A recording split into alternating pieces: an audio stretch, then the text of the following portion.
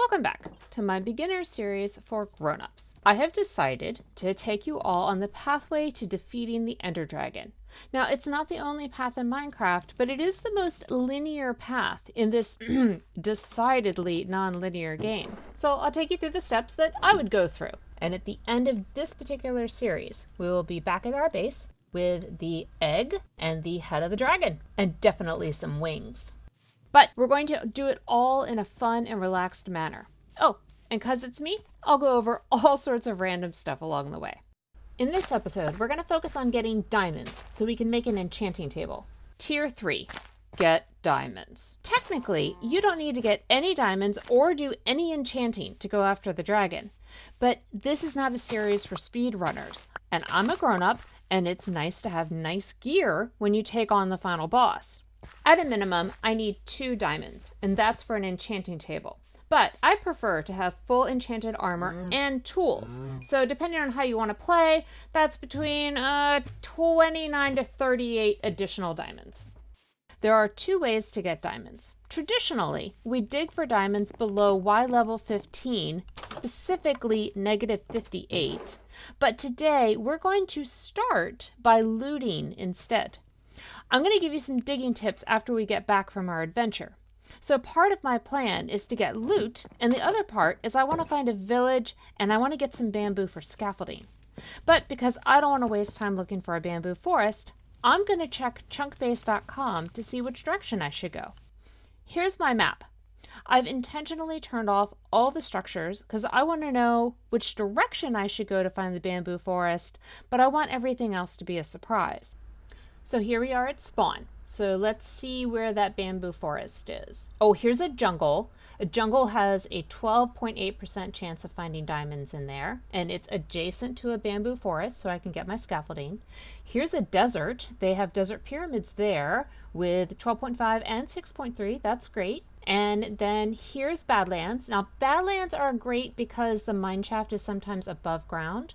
Mineshafts are fun. Not a great percentage for diamonds, but they're fun. All of this is also adjacent to ocean. Now, ocean is going to have shipwrecks and buried treasure, if we can find them. I'm going to put this graph up here on the screen for just a sec, in case you want to take a screenshot. So let's head out. And I'm going to show you what I bring with me when I go on an adventure. So I bring all of my tools and weapons, a boat and a bed. I also take some food, whatever I have. And then check it out. In my bundle, I've got the furnace and the crafting table and a couple other odds and ends, including extra food. But that's it. I try and go really, really light because I know I'm going to pick up too much stuff. Traveling by boat is just about the fastest way to travel early game. And pardon me while I stop and get this sugarcane. I'm going to pick up sugarcane wherever I can find it. The more I can collect now, the less I have to grow later. Ooh, that's kelp. Okay, we're going to stop and go ahead and get some kelp now. Trust me, you'll need it later. You just swim down and you whack it with your hand. Very, very easy. And then once you're back in your boat, you boat around and you pick up all the little floaty leaves.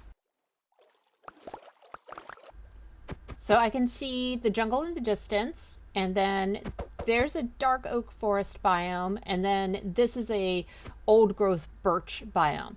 It's always good to identify where the biomes are located, so you can come back if you want to build with that kind of wood. But my goal is to get the bamboo and some diamonds. Bamboo is super easy to harvest. You use your sword, aka machete. And then I recommend that you get at least 64. If it's going to take up a slot, it might as well be a full slot. Since I'm in a jungle, I'm going to go ahead and hop out and take a few resources from this biome. So the first one is cocoa beans. It's how you make brown dye.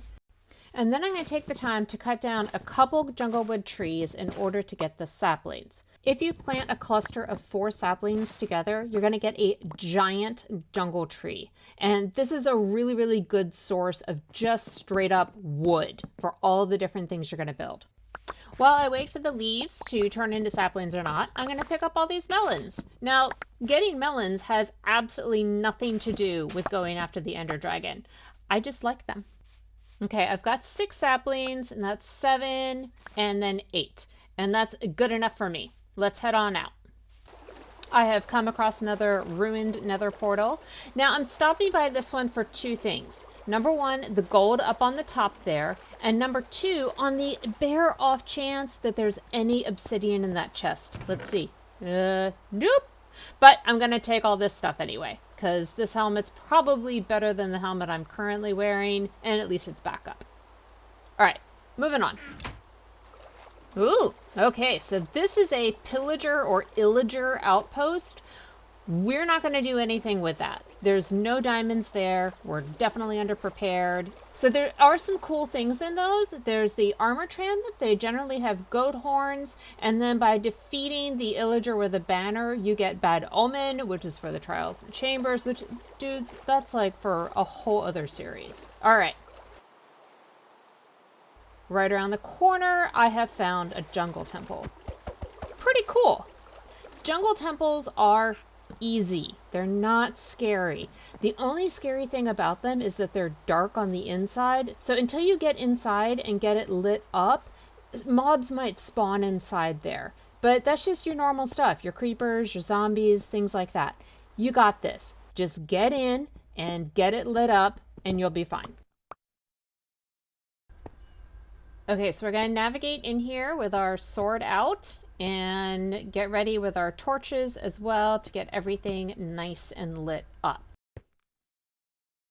So you go down the stairs first. So let's take a look-see around, and then we go down the stairs, sword out, nothing. I think we're in good shape here. And so now it gets a little Indiana Jones because there's tripwires and they'll shoot arrows at you. So exciting. Okay, so you just kind of stand back a little bit and break the tripwire. The arrow will fly. It'll go somewhere. Where'd it go? I don't know. Go ahead and pick up the string and pick up the second string because we love string. And then if you walk forward, you can, let's see, we'll light it up. Okay. Right here is a dispenser. Ugh. Right here is a dispenser. And if you don't crouch, if you just look in it, you can grab all those arrows out. And now those arrows are yours. So there's another tripwire and another dispenser in front of you. But you can get close enough, you can just grab the arrows out without tripping the tripwire. Very, very easy. And see, I tripped it, but no arrows came out. I'm going to take that string as well. And then we'll check the chest and yay, we have a diamond. Fantastic. So we'll take the diamond, the iron, the bones. We're going to leave that rotten flesh and we'll go check out the other secret chamber. So there's this other secret chamber that's down underneath here. And you can get to it two different ways. The first way is with your pickaxe and just blow through the walls. That's no fun. You can also flip these levers in a certain special way. And then you kind of go up and you check and ta-da! Here it is. So you hop down, might as well throw down a torch, and you check the chest. Well, we've got the armor trim, some gold, more bones, and the iron. All right, we're going to take it all, and we're going to leave. So we're back on the ocean. I've been paddling around for a while looking for a shipwreck. They're both easy and hard to find. I don't know. I think there's one right below us now. Yep, I think. So you kind of got to get over it, and then you got to jump in the water and check it out. Apparently, if you are on an iPad, swimming is really, really hard. So you might want to wait to do any sort of swimmy things until you've got fully enchanted armor. Oh, there you go. We've got a shipwreck. So let's prepare for this in a really, really smart way. What I'm going to do is I'm going to set my spawn point out here in the ocean. And I'm going to do that by placing a block on top of kelp. I think it's pretty silly, but it works. And so then you can lay down your bed, set your spawn point, or in my case, you can just go to bed for the night. It's silly, but it works.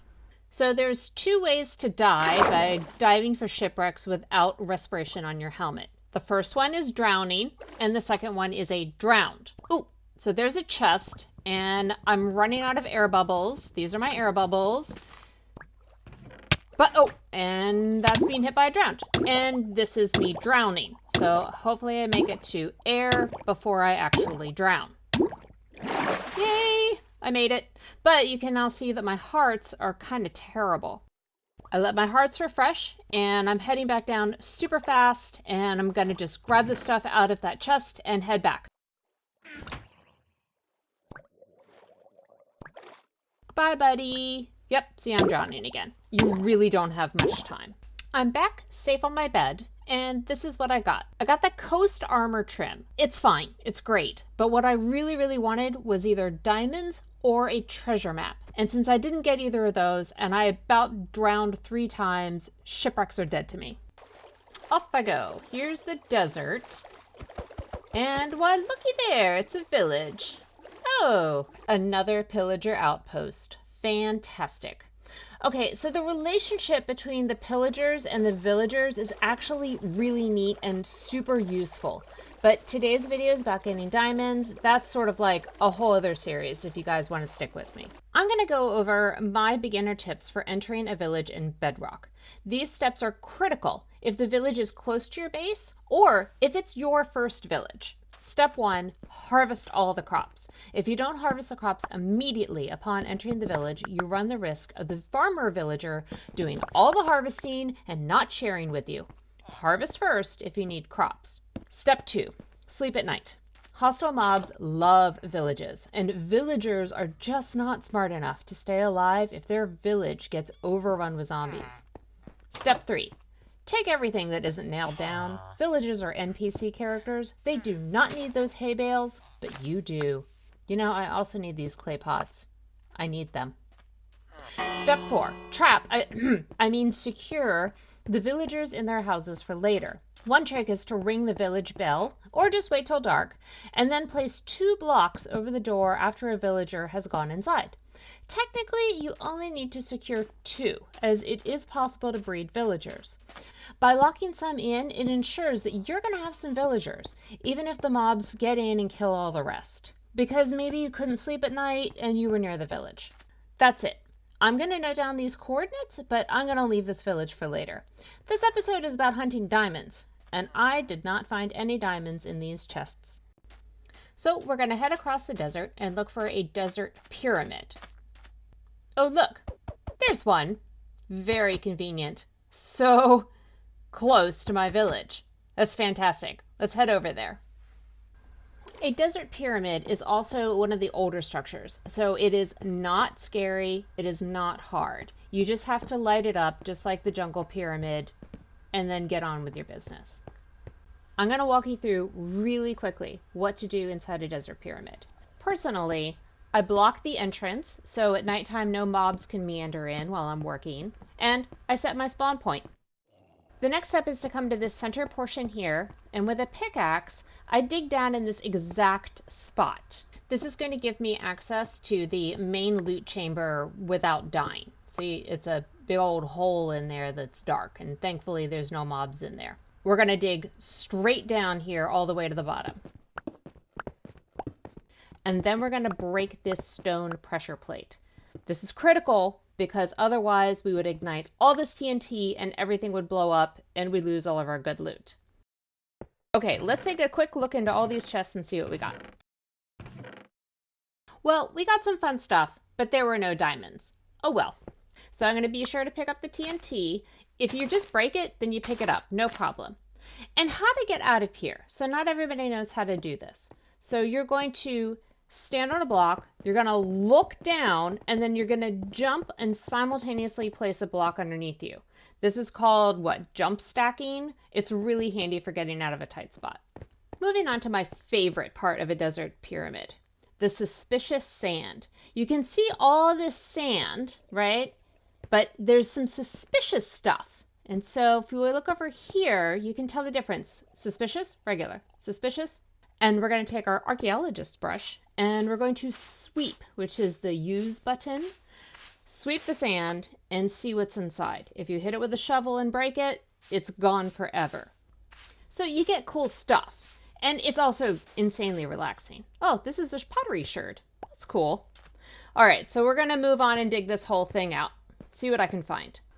This is my final piece of suspicious sand. Let's see what's in it. And it's a diamond. Awesome. Okay, so that makes 2 diamonds, which, although is not many, it's technically all I needed for this adventure. So we're going to get it bundled up and move on. This is what the hole looks like that I dug out of here. Just so you guys know. It's kind of cool. I like it. We're going to leave the desert behind and we're going to head over to the Badlands. So the Badlands are obviously a fantastic source for terracotta, but it's also the only place where a mine shaft will generate in above ground. So you can just walk around and hopefully come across a mine shaft, which is our goal here. Let's see if we can see any mineshaft stuff down in this hole. It'll be a little deep, but we can check. Oh, no, but I see dripstone. You have to have dripstone for infinite lava. But it's not critical in this video that you see me go collect it. So I got my dripstone, a little bit of an adventure, but now I'm just walking around looking for the telltale signs of a mineshaft. What was that? Let's go check this little hole out. Ah, a mineshaft. Fantastic. Okay, let's go through the tips of looting a mineshaft. So I'm going to set my spawn, but I'm also going to dump off a whole bunch of stuff and clear out my inventory. It makes exploring an abandoned mineshaft so much more relaxing if your inventory is not just chock-a-block full. All right, we're ready. Let's head on in. Mostly an abandoned mineshaft is just a maze of darkness with a bunch of chests here and there. So you want to light it up as you go because that's where the mobs come in, and then you want to check the chests and loot what you want out of them. I'm looking for diamonds, but I'm going to take all these other goodies too, like the glowberries and the name tags. I don't really need the beetroot seeds because I got those in the village, but you know, I'll take them anyway. And definitely the torches because you're going to be using torches as you go. Personally, I like the mineshafts in the Badlands because you kind of get to pop out into daylight every so often. Oh no. Okay, so here's a new mob. Let's run away. This is a witch. Witches are the worst. They're actually kind of hard to kill and they inflict poison upon you. But of all the mobs, they have the largest loot drop. Look at all this stuff they drop. Now, it's only really good stuff for making potions, but hey, mobs can be a useful resource for things. Don't forget that. When I'm navigating an abandoned mineshaft, I put my torches on the left-hand side, and at every juncture, I turn left. So I might kind of peek to the right, but then I'm going to go left. And I'll light up to the right as well. And of course, you know, there's a chest. So we're going to check the chest, look inside, and then mark the chest as seen. And then, you know, go left. So chests have a little bit of a light level, so they'll glow in the mine shafts. This is super handy for finding them. Let's see what's in this one. Oh, hey, a diamond! Great, that brings us up to 3. My last tip is once you've cleared out an area. So here, this is a dead end. I've cleared it. So I'm going to go back to the juncture, and then I'm going to mark the juncture by placing something, anything, in that spot, so that I don't go back down that. I know it's done. Oh, hey, here's lapis lazuli. You're going to need this for enchanting. So let's go ahead and dig it out and carry it home. I'm pretty sure I've explored every bit of the mine shaft, so I'm going to head home. I pretty much filled my inventory again, so I'm glad I emptied it before I went into the mine shaft. But I'm going to tidy everything up, get all my gear, and head back to base. I had so much fun adventuring, but I only found 3 diamonds. So I'm faced with a decision tree. Do I make a pickaxe so I can mine the obsidian to make an enchanting table, but then I need 2 more diamonds? Or do I take a peek into the nether to barter with a piglin? They have an 8.7% chance of trading obsidian for gold, and then I'll have the obsidian to make the enchanting table. Well, since this is an educational video, we're going to go peek in the nether. I'll take you there in the next episode. But between now and then, I hope you feel empowered to go on some adventures. Is there anything specific you want to know in these videos? Let me know.